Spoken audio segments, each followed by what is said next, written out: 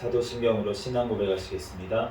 전능하사 천지를 만드신 하나님 아버지를 내가 믿사오며 그 외아들 우리 주 예수 그리스도를 믿사오니 이는 성령으로 잉태하사 동정녀 마리아에게 나시고 본디오 빌라도에게 고난을 받으사 십자가에 못 박혀 죽으시고 장사한 지 사흘 만에 죽은 자 가운데서 다시 살아나시며 하늘에 오르사 전능하신 하나님 우편에 앉아 계시다가 저리로서 산자와 죽은 자를 심판하러 오시리라. 성령을 믿사오며 거룩한 공예와 성도가 서로 교통하는 것과 죄를 사하여 주시는 것과 몸이 다시 사는 것과 영원히 사는 것을 믿사옵나이다. 아멘. 오늘 주신 하나님 말씀은 마태복음 10장 16절에서 23절까지 말씀입니다.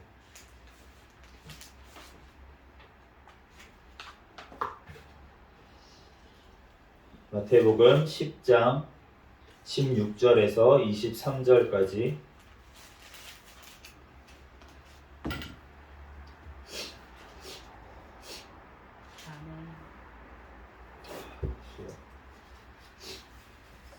제가 봉독하겠습니다.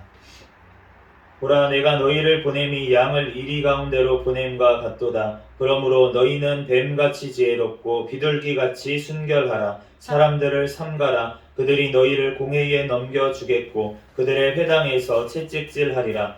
또 너희가 나로 말미암아 총독들과 임금들 앞에 끌려가리니 이는 그들과 이방인들에게 증거가 되게 하려 하심이라. 너희를 넘겨줄 때에 어떻게 또는 무엇을 말할까 염려하지 말라. 그때에 너희에게 할 말을 주시리니 말하는 이는 너희가 아니라 너희 속에서 말씀하시는 이 곧 너희 아버지의 성령이시니라. 장차 형제가 형제를 아버지가 자식을 죽는 데에 내주며 자식들이 부모를 대적하여 죽게 하리라. 또 너희가 내 이름으로 말미암아 모든 사람에게 미움을 받을 것이나 끝까지 견디는 자는 구원을 얻으리라.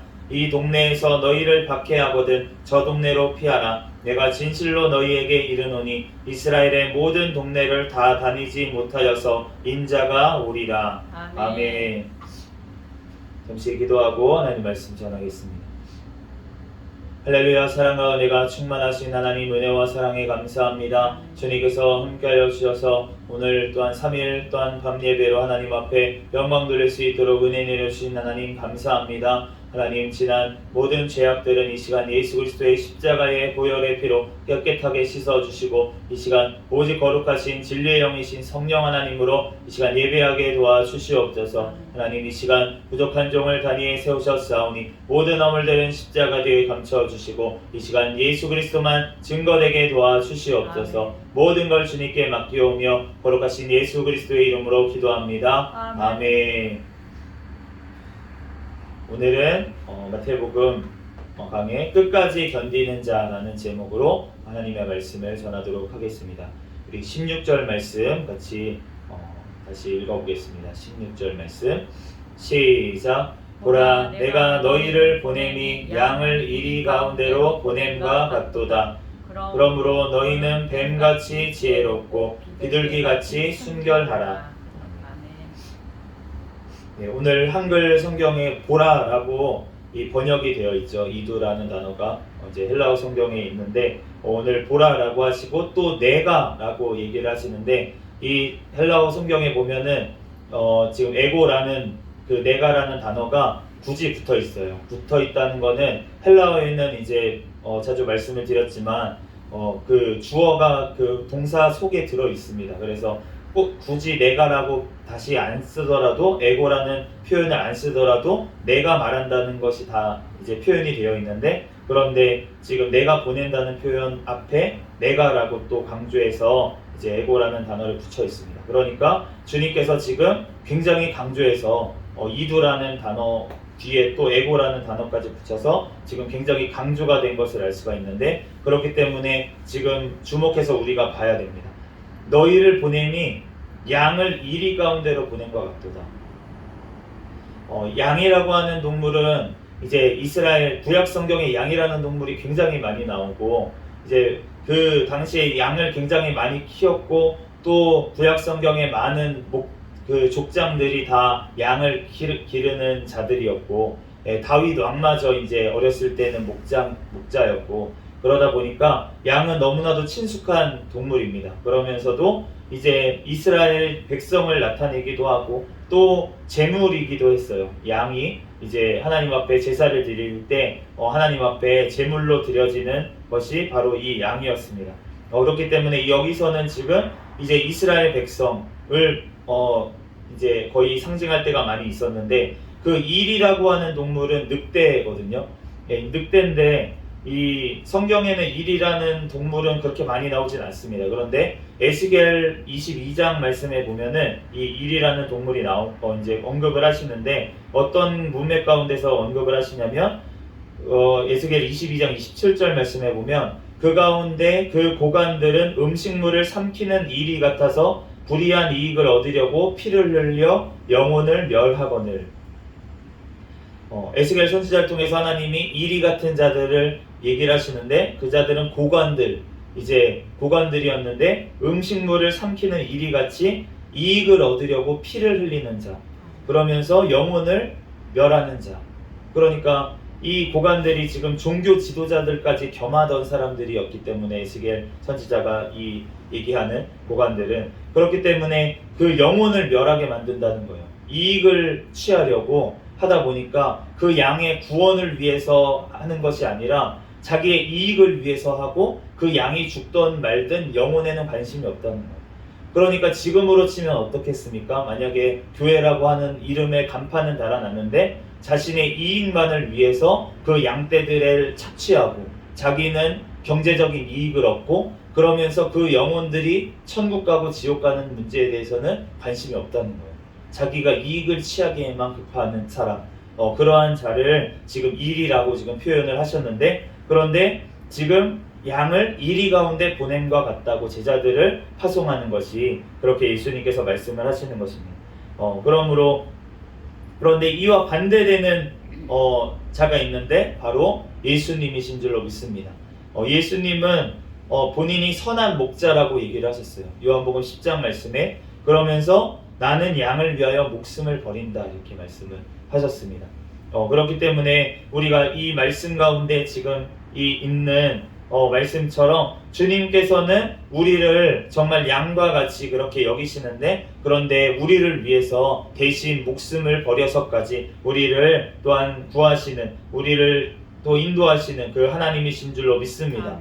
그렇기 때문에 우리가 이 제자들이 양을 이리 가운데 보냄과 같지만, 그럼에도 불구하고 예수님께서 그 가운데 이 양들을 지키시고 보호하여 주신 줄로 믿습니다. 그러므로 너희는 뱀같이 지혜롭고 비둘기같이 순결하라 라고 말씀을 하십니다.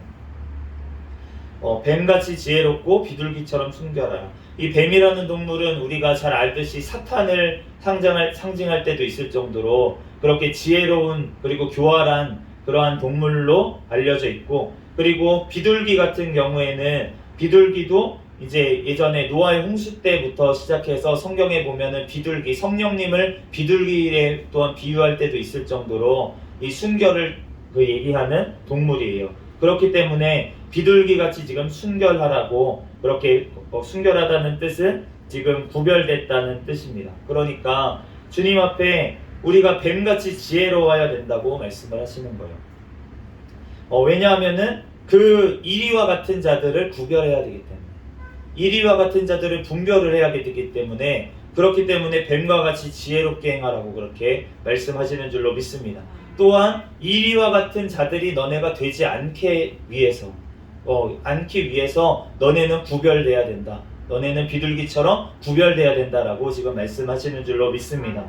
로마서 16장 17절에서 19절 말씀에 보면은 지금 이 예수님이 하신 말씀을 이제 그 사도 바울을 통해서 다시 한번 말씀하시는데, 형제들아 내가 너희를 권하노니 너희가 배운 교훈을 거슬러 분쟁을 일으키거나 거치게 하는 자들을 살피고 그들에게서 떠나라. 그들은 자기들의 배만 섬기나니 교활한 말과 아첨하는 말로 순진한 자들의 마음을 미혹하느니라. 너희의 순종함이 모든 사람에게 들리는지라. 그러므로 내가 너희로 말미암아 기뻐하노니 너희가 선한데 지혜롭고 악한데 미련하기를 원하노라.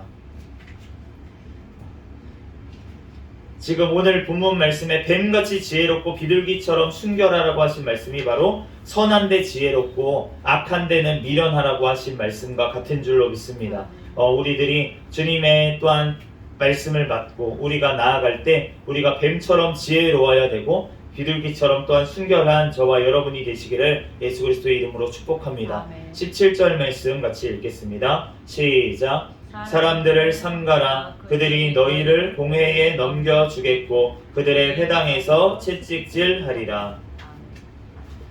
사람들을 삼가라라고 되어 있는데 이 방금 그 전절에 말한 이리와 같은 그러한 사람들을 삼가라고 주의하라고 그렇게 말씀하신 것입니다. 그러면서 그들이 그 이리와 같은 자들이 너희를 공회들에 넘겨주겠다라고 말씀을 했습니다. 우리말로는 지금 공회라고 그렇게만 되어 있는데 이제 어떤 공적인 회의라는 뜻인데, 그런데 이 공회라는 뜻이 시나드리아라고 하는 그 단어로 되어 있는데, 이 단어는 시나드리온이라고 하면은 이제 사네들린 공회회, 예수님이 끌려가셨던 그 예루살렘에 있는 사네들린 공회회는 이제 시나드리온이라고 하는 단수로 이제 성경에 많이 표현이 되어 있어요. 공회라고 했을 때. 그런데 오늘 말씀에는 시나드리아라고 하는 복수형으로 되어 있습니다. 그러니까 공회들이에요. 지방의회라고 할 수가 있겠습니다. 그래서 사네들린 공회는 아니고 그 예수님이 지금 이스라엘 각 지방의 동네들마다 파송을 했기 때문에 제자들을 그 지방에 있는 어떤 재판을 하는 기관들, 그리고 그러한 역할을 이제 회당에서 많이 했기 때문에 오늘 말씀처럼 뒤에 회당에서 채찍질하리라 이렇게 말씀을 한 것입니다.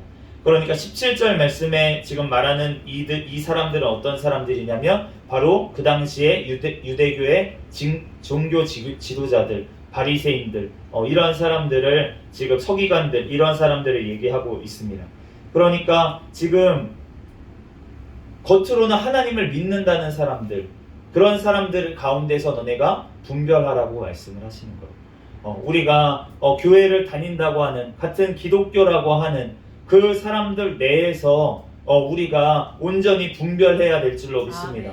우리가 뱀처럼 정말 지혜롭게 정말 하나님의 말씀에 어떤 사람이 어긋난 주장을 하는 것이 있다면 그 사람이 아무리 유명한 사람이고 아무리 유명한 자라고 할지라도 분별을 해야 되는 거예요. 그 말씀에 따라가지 말고 하나님의 말씀에 우리는 따라가야 될 줄 믿습니다. 그러므로 우리가 예수님의 말씀을 떠나서 다르게 얘기하는 어떠한 자들을 우리가 분별을 해야 될 줄로 믿습니다. 그들은 우리를 핍박하는 데 나아가게 된다는 거예요. 이 제자들을 지금 회당에서 채찍질하리라 라고 말씀을 하셨습니다. 그런데 이 말씀이 언제 이루어졌냐면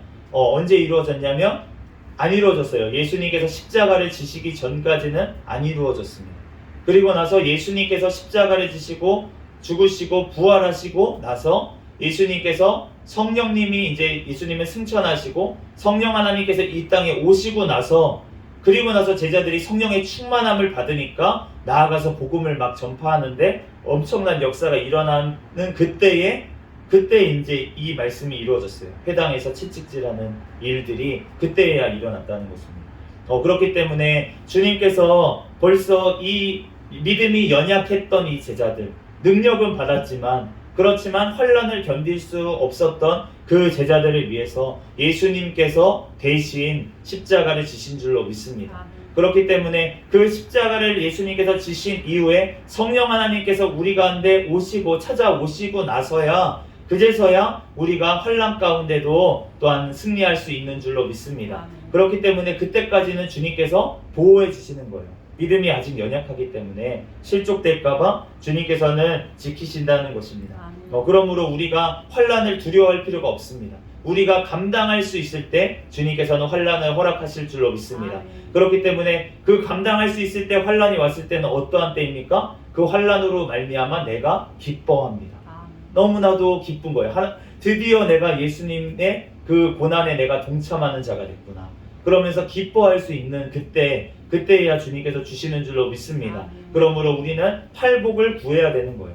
그 마지막 팔복의 마지막 복이 바로 핍박당하는 자가 복이 있다고, 천국이 그들의 것이라고 말씀을 하시는데, 그 때에야 우리가 정말 이 땅에서의 삶이 더 이상은 우리가 부한의 처해나 아니면 핍박에 처하나 상관없이 우리가 주님만을 따라갈 수 있는 그러한 믿음이 되는 줄로 믿습니다. 아멘. 우리가 그러한 믿음의 소유자들이 모두 다 되시기를 예수 그리스도의 이름으로 축복합니다. 아멘.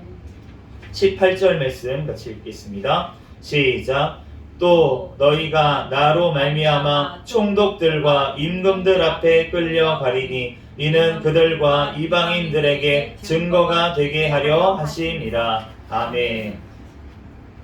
네, 지금 17절 말씀 가운데는 종교 지도자들이었는데 지금 18절 말씀에 보면 총독들과 임금들, 그러니까 정치 지도자들 앞에서 지금 복음을 증거하게 되겠다고 말씀을 하십니다.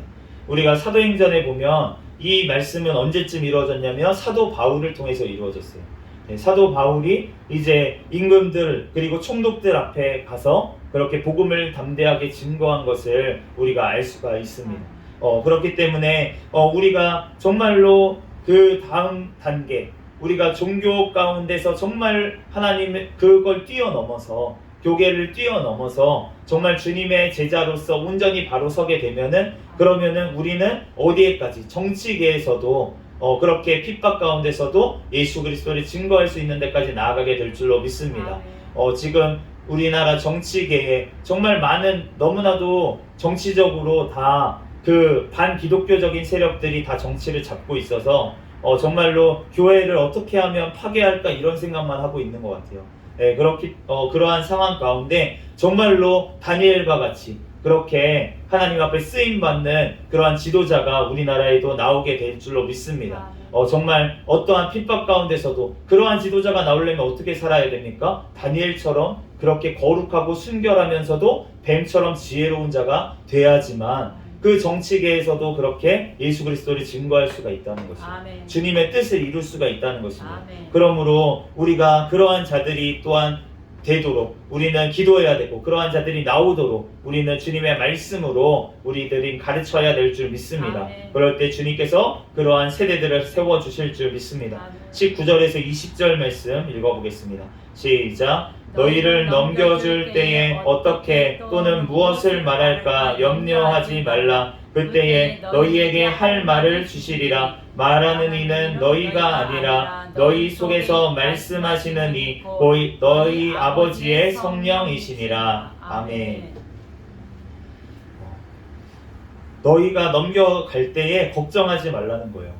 바로 성령님이 우리 안에 계셔서 함께 하시면서 우리에게 할 말을 넣어주시는 줄로 믿습니다. 아멘. 그러므로 우리가 어떻게 하지? 환란을 우리가 준비한다는 것은 무엇이냐면 우리는 성령님과 동행하는 것이 준비인 줄로 믿습니다. 성령의 충만함을 우리는 날마다 구해서 아멘. 우리가 무슨 지식적으로 물론 공부도 해야겠지만 그것보다 우리가 성령 하나님께 먼저 능력을 구하고 그 지혜를 받아서 우리가 하나님 앞에 또한 복음을 담대히 증거하게 되는 줄로 믿습니다. 아멘.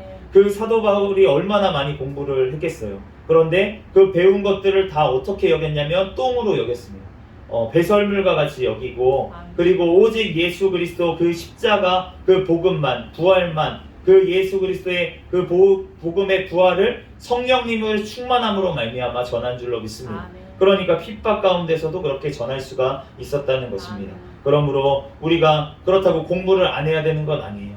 그렇게 성령의 충만함을 받기 위해서 우리가 자기를 죽이는 그러한 훈련이 있어야 되는데 그러려면은 내가 공부하고 싶은 사람이 어디 있겠습니까?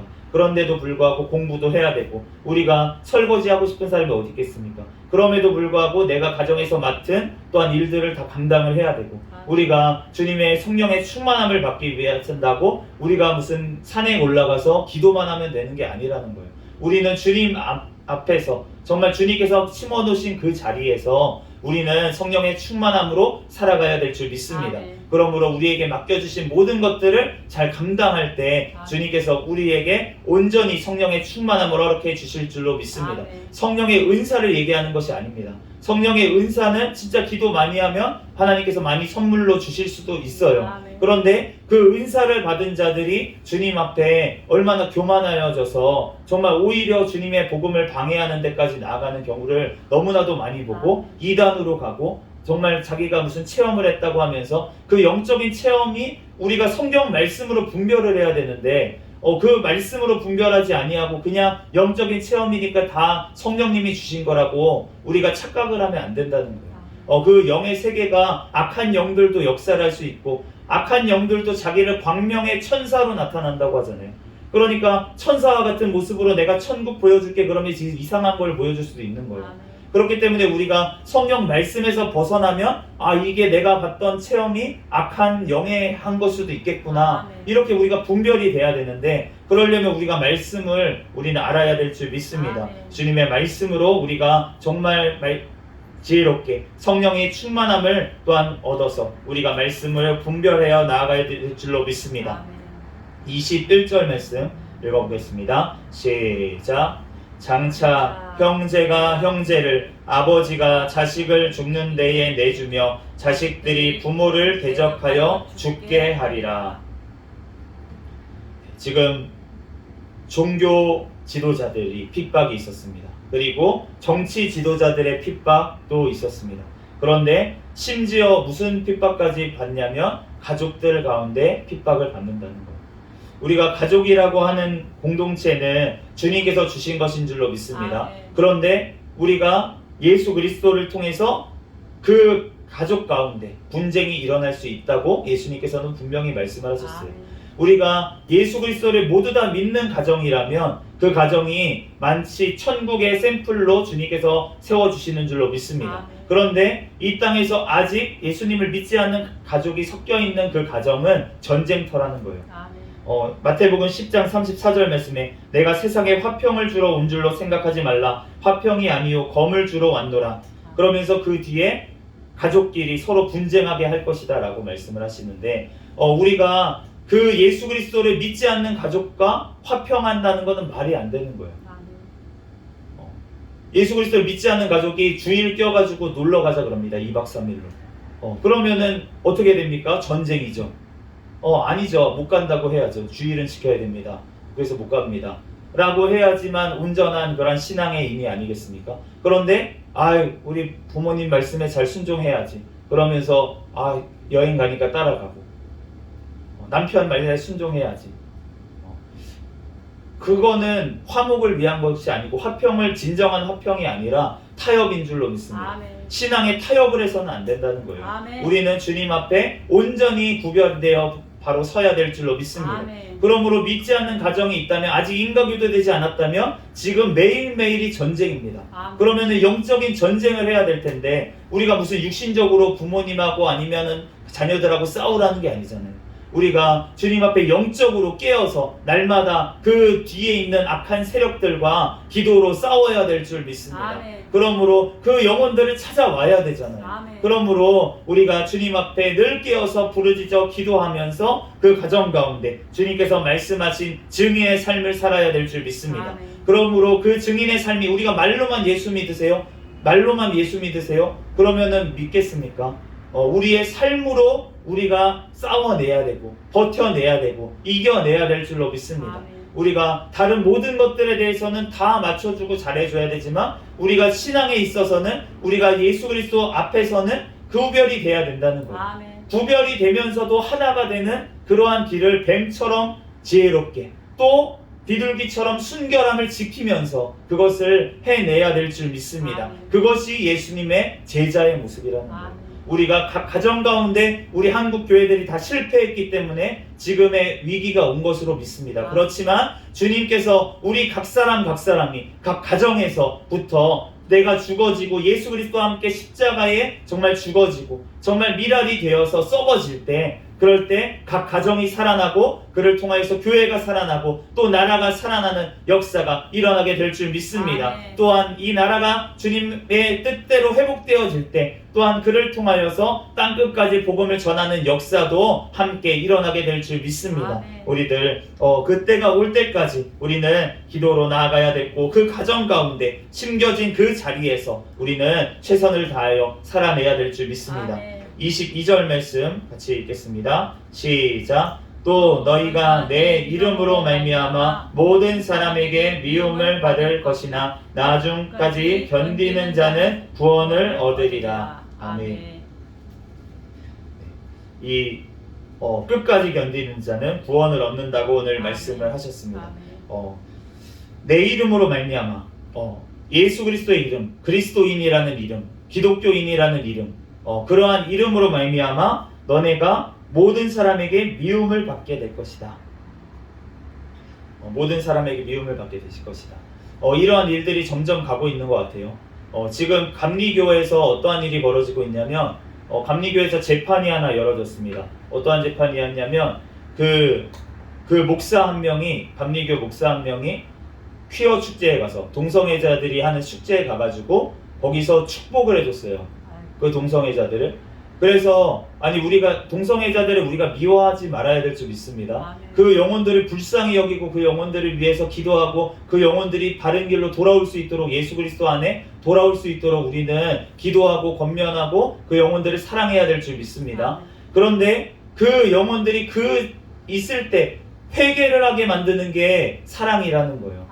그런데 거기 가서 그냥 축복을 해주고 너네는 너네 그대로 하나님께서 사랑하신다, 죄 가운데 있는데 그럼에도 사랑하신다 라고 그렇게 지어내면서 거짓말을 하면서 지금 마귀한테 붙잡혀가지고 있는 사람들에게 너네가 지금 하나님 앞에 붙잡혀 있다고 얘기하는 게, 그게 목사가 할 일이 아니지 않습니까? 아멘. 죄 가운데서 건져내는 게 목사가 할 일이죠. 그렇기 때문에 그 감리교에서 제대로 재판을 한 거죠. 정직을 내렸습니다. 2년간. 2년간 정직 처분을 내렸어요. 목사 일을 못하고 정직이 되도록 2년을 했습니다. 그런데 그럼에도 불구하고 그러면 회개를 해야 되잖아요.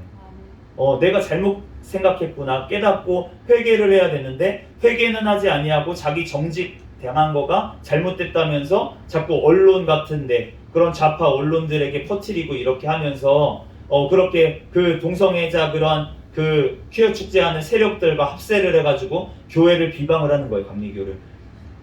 그러니까 다시 한번 재판이 벌어졌습니다. 그래서 이번에는 출교가 떨어졌어요. 그랬더니 지금 하는 것이 무엇입니까? 국가 재판소에 다시 항소를 하겠다고 이렇게 얘기를 하는 거예요. 그런데 그걸 보면서 세상 사람들은 뭐라고 합니까? 교회가 잘못됐다. 감리교가 잘못됐다. 잘못된 재판을 했다. 시대착오적인 재판을 했다. 이렇게 얘기를 하고 있는 거예요. 그러니까 지금 예수 그리스도의 이름으로 하나님의 말씀으로 비춰서 제대로 재판을 하고 치리를 했는데 그것으로 말미암아 세상 사람들에게 지금 욕을 먹고 있는 이러한 시대를 우리는 살고 있습니다. 그런데 우리는 지금 이 정도 수준에 있지만 지금 유럽이나 미국 교회들은 벌써 훨씬 전에 이러한 법이 벌써 정치적인 이러한 세력들이 벌써 다 침투를 해서 벌써 다 넘어갔기 때문에 지금 유럽 교회들 가면 다 텅텅 비고 다 이슬람 사원으로 다 팔려가고 술집으로 팔려가고 이렇게 다 팔려가는 이유가 무엇이냐면, 그러면 지금 이 말씀대로 지금 주님 앞에 정말 그리스도인이라는 이름으로 핍박을 받는 데까지 나아가야 피 흘리기까지 싸워야 되는데 그러지 못하고 오히려 교회 내에 동성애를 허용하고 동성애 목사를 안수주고 이러한 일들이 벌어지고 있기 때문에 교단 내에서, 그렇기 때문에 하나님께서 그 교회에 사람을 보내겠습니까? 더 이상 교회가 아닌데. 그러니까 주님의 말씀대로 하지 않는 교회에는 주님께서는 영혼들을 보내실 수가 없는 거예요.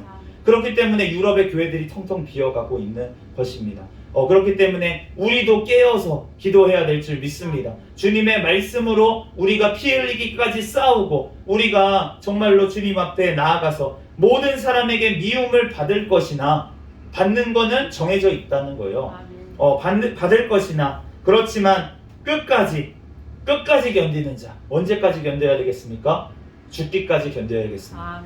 그리고 예수 그리스도께서 다시 오실 때까지 견뎌야 될 줄 믿습니다. 우리는 죽을 때까지, 내가 죽거나 아니면 예수 그리스도께서 다시 오실 때까지 우리는 이 말씀을, 인내를 가지고 말씀을 지켜야 될 줄 믿습니다. 그럴 때 주님께서 끝까지 견디는 자가 바로 구원을 받으리라 라고 말씀을 하십니다. 우리가 끝까지 견디는 것, 우리가 인내하는 것은 너무나도 중요하다는 것이에요. 주님께서는 끝까지 견디기를 원하시는 줄로 믿습니다. 우리가 땅에 어떠한 작물을 심었다고 생각을 해보세요. 그러면은 어떠한 작물이 이렇게 추수 때까지 자라날 것입니다. 그런데 추수 때가 되기 전에 나는 이제 다 된 것 같아, 곡식이 이 정도 열리면 다 된 것 같아. 그리고서는 이제 뿌리를 딱 뽑아서 이렇게 눕혀놓으면 그러면은 그 추수 때에 온전히 그 알곡이 돼서 자랄 수가 없다는 거예요. 아멘. 추수 때에 그거는 버려지게 된다는 것입니다. 아멘. 그렇기 때문에 우리가 끝까지 예수 그리스도께서 다시 오실 때까지 우리는 끝까지 붙어 있어야 될 줄 믿습니다. 아멘. 어디에 붙어 있어야 됩니까? 예수 그리스도의 이 말씀 성경에 우리는 붙어 있어야 될 줄 믿습니다. 아멘. 그럴 때 주님께서 그 붙어 있는 그 공동체가 이 말씀을 지키는 공동체가 바로 교회라고 주님은 말씀을 하십니다. 아멘. 그러므로 우리가 예수 그리스도께서 다시 오실 때까지 그때까지 우리는 꼭 견뎌내야 될 줄 믿습니다. 아멘. 네, 마지막 23절 말씀 읽겠습니다. 시작. 이 동네에서 너희를 핍박 박해하거든 저 동네로 피하라. 내가 진실로 너희에게 이르노니 이스라엘의 모든 동네를 다 다니지 못하여서 인자가 오리라. 아멘. 이 말씀은 참 논란이 많은 구절입니다. 이 말씀 가지고 주석책을 보면은 거의 해석이 10개가 넘게 되어 있어요. 그 이유가 무엇이냐면 이 말씀이 이 동네에서 너희를 박해하거든 저 동네로 피해라. 그런데 내가 진실로 너희에게 이르노니 이스라엘의 모든 동네를 다 다니지 못하여서 인자가 오리라. 이게 무슨 뜻이냐는 거예요. 이스라엘의 모든 동네를 다 다니지 못해서 인자는 예수님을 뜻하잖아요. 아멘. 그런데 예수님께서 지금 초림하셨잖아요. 며칠 있으면 크리스마스입니다. 하셨는데 제자들과 함께 계시는데 그런데 인자가 또 뭘 오신다고 하시는 거다. 그러니까 이 말씀이 마치 그냥 별 말씀 아니다.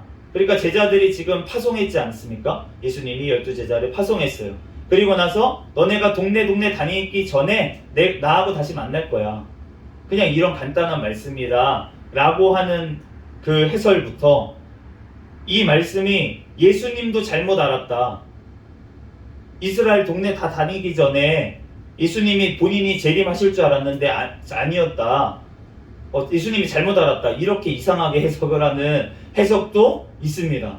그런데 이 말씀을 제가 그 해석들을 다 보면서 주님 앞에 이제 기도를 하면서 앞뒤 문맥을 다 살펴보면서 우리가 봤을 때는 그 마태복음 10장 15절 말씀에 보면 이렇게 말씀합니다. 내가 진실로 너희에게 이르노니 심판날에 소돔과 고모라 땅이 그 성보다 견디기 쉬우리라. 이 말씀이 무슨 말씀 뒤에 나오냐면 너네가 어떤 성에 들어가서 복음을 전하는데 거기서 만약에 복음을 받아들이지 않거든 너네는 신발에 있는 먼지를 떨어버리고 그 성에서 나와라 라고 얘기하시면서 그 성이 심판날에 소돔과 고모라보다 견디기 쉬우리라. 소돔과 고모라가 더 견디기 쉬우리라. 그 성보다. 그러니까 그 성에 대한 심판이 더 심하다고 말씀을 하시는 거예요. 그러니까 이 예수님이 오셨는데도 불구하고 복음을 받아들이지 않았던 그 유대인들의 마을들에 있던 그 영혼들은 더 큰 심판, 이방인이었던 소돔과 고모라의 심판보다 더한 심판을 받게 될 것이다 라고 지금 15절에 말씀을 하셨어요. 그리고 나서 오늘 말씀에 이어서 23절 말씀에 지금 동네에 다니면서 너네가 복음을 전하는데 핍박을 받을 거지만 그렇지만 너네가 끝까지 견뎌라. 내가 이 모든 동네를 다 다니기 전에 오겠다 이렇게 말씀하신 문맥으로 보면 그러면은 이 말씀이 지금 이 말씀과 겹쳐진다는 거예요. 그러니까 그 성 예수님이 지금 복음 전하러 보냈지만 복음을 받아들이지 않는 그 동네는 더 이상 복음을 들을 수가 없다는 것입니다. 예수님이 재림하실 때까지 그 동네에는 복음이 전파가 안 된다는 거예요. 더 이상 예수님이 그런데 마태복음 24장 말씀에 보면은 비슷한 말씀이 이렇게 말씀하십니다. 그러나 끝까지 견디는 자는 구원을 얻으리라. 이 천국 복음이 모든 민족에게 증언되기 위하여 온 세상에 전파되리니 그제야 끝이 오리라. 예수님께서 마지막 때를 말씀을 하시면서 그러면서 끝까지 견디는 자는 구원을 얻으리라. 오늘 동일한 말씀 22절과 동일한 말씀을 하시고 나서 그 뒤에 붙이는 말씀이 무엇이냐면 이 천국 복음이 모든 민족에게 증언되기 위하여 온 세상에 전파되리니 그제야 끝이 오리라. 그러니까 다른 모든 이방인들의 동네, 모든 민족들 가운데 이 복음의 말씀이 전파되리니 그제야 예수님이 다시 오시는 끝이 재림의 날이 온다고 지금 말씀을 하시는 거예요. 그런데 예수님께서 오늘 23절 말씀에는 이스라엘의 모든 동네에는 다 다니지 못하여서 인자가 오리라. 그러니까 우리가 어떠한 분들은 이렇게 해석을 합니다. 지금 이 땅에 있는 이스라엘, 지금 전쟁을 하고 있는 그 이스라엘 동네들의 그곳이 땅끝이라는 거예요. 우리가 땅끝까지 복음을 전하라고 하신 말씀을 그렇게 적용을 해서 이스라엘이 오히려 땅끝이다. 그러니까 이스라엘에 가서 복음이 전파돼야지, 유대인들이 주님께로 돌아와야지, 그제야 예수님이 재림하실 때가 온다. 이렇게 해석을 하는 거예요. 그런데 오늘 이 말씀을 보면은 뭐라고 말씀하십니까? 예수님께서 그 예수님이 오셨을 때 복음을 받아들이지 않았던 그 동네는 재림 때까지, 그 동네는 지금 다 다니지 못해서 예수님이 오시겠다고 하잖아요. 그러니까 그 동네는 더 이상 가지 않겠다고 말씀을 하시는 거예요. 그러니까 우리가 이 땅에 있는 이스라엘을 얘기하는 것이 아니라고 지금 말씀하시는 겁니다. 그렇기 때문에 우리가 모든 민족에게 정말 주의 복음이 이 온 지구에 있는 모든 사람들에게 다 전파가 되는 그날을 얘기하는 것이지, 이스라엘 땅에 다시 들어가는 그날을 얘기하는 것은 아니라는 거예요. 우리가 어떤 지역에 어떠한 현상만을 가지고 거기에 맞춰서 우리가 포커스를 맞춰서 그렇게 해석을 하는 게 세대주의라고 합니다. 그런데 우리나라에 들어올 때 너무나도 많은 분들이 우리나라에 초창기에 왔던 많은 선교사님들, 그리고 그 복음을 받아들였던 많은 목사님들, 그리고 엄청 유명한 우리 목사님들, 대형 교회를 섬겼던 많은 목사님들이 이 세대주의를 가지고 가르쳤어요. 그러다 보니까 한국 교회가 다 그렇게 해석을 합니다. 그러다 보니까 이 말씀이 이스라엘, 마치 육신의 이스라엘이 이스라엘인 것처럼 그렇게 해석을 하다 보니까 이 말씀이 자꾸 왜곡이 돼버리는 거예요. 예수님의 재림하시는 날도 자꾸 무슨 껴맞추기 식으로 막 퍼즐 식으로 맞추면서, 그래서 그렇게 우리가 얘기하는 대로만 믿어야지 예수님이 재림하실 때 우리가 계산해서 그때를 기다려야 된다, 이렇게 얘기하다 보면 자칫 잘못하면은 바로 그것이 이단으로 가게 되고, 자칫 잘못하면은 다미성교회처럼 그렇게 복음을 오히려 방해하는 일로 가버리게 되는 그러한 일들이 벌어질 수가 있다는 것입니다. 그렇기 때문에 우리가 주님의 말씀대로 우리가 정말 편견을 가지지 말고 우리는 말씀을 봐야 될 줄 믿습니다. 예수님께서 온 땅에 전파되는 그제야 끝이 온다고 그렇게 말씀을 하십니다. 그러므로 우리가 정말 그 분들의 말씀처럼 이스라엘에도 우리가 복음을 전해야 될 거예요. 그렇지만 그 이스라엘이 돌아오기, 지금에 있는 이스라엘이 이스라엘도 아닐 뿐더러 육신적인 이스라엘도 아닙니다. 2000년 동안 흩어져서 살면서 피가 다 섞였는데 어떻게 그 이스라엘이 옛날에 예수님이 말씀하셨을 때 그 이스라엘도 아닐 뿐더러 그들이 예수님을 십자가에 못 박혀서 죽였잖아요. 그러면서 그 피를 누가 감당하겠다고 했습니까? 우리와 우리 자손에게 돌리소서, 이렇게 말씀을 하셨고, 그러면서 로마서에도 보면은 사도 바울이 내 친족들이 돌아오기를 원한다, 그렇게 내 목숨이 끊어져서라도 그들이 돌아오기를 원한다, 주님에서 끊어져서라도, 그렇게까지 얘기를 했지만 그들이 복음을 전했는데 전하는 곳마다 와가지고 회방을 놓았어요. 그러니까 그 사도 바울이 뭐라고 합니까? 내가 이제는 이방인들에게 가노라, 이방인들에게 가노라, 그러면서 이방인들에게 복음을 전한 것을 알 수가 있습니다. 그 당시에 예수님 그 제자 당시에 사도들이 있을 때 벌써 이스라엘에 돌아올 자들은 많이 돌아왔어요. 유대인들 많이 돌아왔습니다. 진짜로 예수님을 믿을 만한 이스라엘들은 다 돌아왔다는 거예요. 우리가 어떠한 특정한 사람들이 아니라 우리는 예수 그리스도께서 택하신 그들이 주님께 돌아오는 줄로 믿습니다. 우리는 그것을 알 수 없기 때문에 우리는 어느 곳에 가든지 복음을 증거해야 됩니다. 그런데 그곳이 우리가 있는 종교 지도자들이 있는 교회에서도 마찬가지고, 그리고 어떤 곳에 우리가 속해 있는 어떤 정치적인 곳에서도 마찬가지고, 또한 우리가 속해 있는 그 가정에서부터 우리가 복음의 증인으로 우리는 살아내야 될 줄 믿습니다. 그럴 때 주님께서 우리가 끝까지 견디는 자는 구원을 얻겠다고 하신 이 말씀이 우리에게 이루어질 때까지 우리는 각자의 자리에서 인내하며 예수 그리스도를 기다리는 저와 여러분이 되시기를 예수 그리스도의 이름으로 축복합니다. 잠시 기도하겠습니다. 할렐루야. 사랑과 은혜가 충만하신 하나님, 은혜와 사랑에 감사합니다. 주님께서 함께하여 주셔서 하나님, 우리들 이 시간 가운데 또한 예수 그리스도께서 아버지 모든 아버지 하나님 이스라엘 동네에 다니기 전에 주님께서 오신다고 하십니다. 그러면서 우리에게 끝까지 견디는 자가 구원을 얻겠다고 하십니다. 하나님, 우리들 이 인내의 말씀으로 하나님 아버지 하나님 예수 그리스도의 이 말씀을 끝까지 지키고 하나님 말씀대로 믿고 아버지 하나님 주님께서 오시는 그날을 예비하는 주님의 신부들이 다 되게 축복하여 주시옵소서. 이 시간 가운데 주님께서 우리에게 깨닫는 지혜를 더하여 주시고 하나님 이 시간 전한 말씀 중에 또한 주님의 종이 틀린 것이 있다면 모두 다 주님 사하여 주시고 오직 예수 그리스도의 말씀만이 아버지 끝까지 승리하게 도와주시옵소서. 모든 걸 주님께 맡겨오며 거룩하신 예수 그리스도의 이름으로 기도합니다. 아멘. 주기도문 하심으로 예배를 마치겠습니다. 하늘에 계신 우리 아버지여, 이름이 거룩히 여김을 받으시오며 나라에 임하옵시며 뜻이 하늘에서 이루어진 것 같이 땅에서도 이루어지이다. 오늘날 우리에게 일용할 양식을 주옵시고 우리가 우리에게 죄 지은 자를 사하여 준 것 같이 우리의 죄를 사하여 주옵시고 우리를 시험에 들게 하지 마옵시며 다만 악에서 구하옵소서. 대개 나라와 권세와 영광이 아버지께 영원히 있사옵나이다. 아멘. 우리 구호 외치도록 하겠습니다. 시작. 전도 전도 전도 할렐루야. 아멘.